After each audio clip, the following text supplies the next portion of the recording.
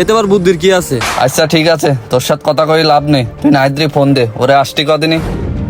ভাই ওই যে নাইট ভাই চলে আইছে। এই রাজু, ওরে দাঁড়াতে কয় জায়গায়? ও বক্কার ভাই, রাজু দুজনে আছেন? ও ভাই, রাজু ফোন দিয়ে দেখা করতে কি গেলে দেখি বৃত্তান্ত, আর তুমি কি শুরু করিসাও আমার কদিনই? কি শুরু করেছি মানে? আমি আবার কি শুরু করলাম ভাই? কিছু কি বুঝতে চাও না? বাইর দেখা দেখি তুমি এই সাইডে গিল লাগে। এ চুপ কর, আমি কথা করছি না, তুই কথা করছিস কেন? দেখ নাই, তুই আর আমি দুইজন পাশাপাশি ঘেরের ব্যবসায়ী। তুই এখন আমার দেখা দেখি হিংসা করে নেট দিয়ে ঘিরেছিস, এখন আমার মাছ তো সব তোরই পাশে। তুই আমারে না করে এই জায়গায় ঘিরলি কেন? গিরলাম কেন মানে?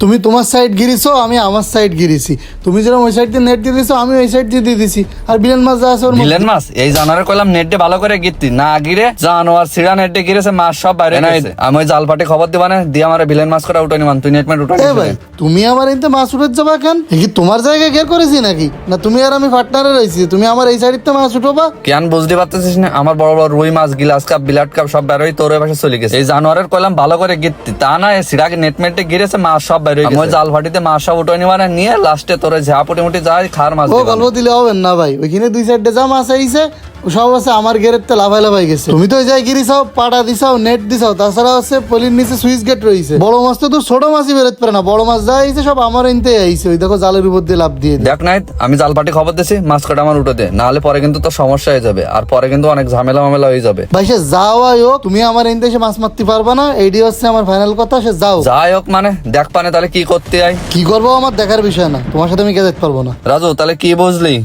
ভাই এখন কথাবার্তা শুনে যা বুঝলাম, এখন আঙ্গুলটা একটু বেঁকাতে হবে। এই তো আঙুল তাহলে বেকাই করবানে।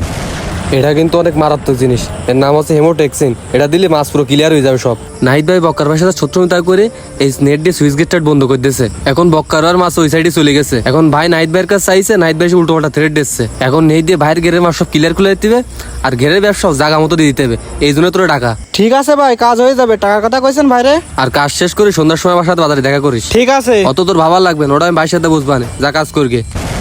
আশেপাশে কেউ নেই তো? এই তো সুযোগ পাইছি, এবারটা ঢেলে দিই। মাছ সাপ মরিয়ে সাবা সাবা হয়ে যাবে না। কাজ তো কমপ্লিট। কাজ শেষ, বকরার কাছে যেতে হবে, এখানে আর থাকা যাবে না।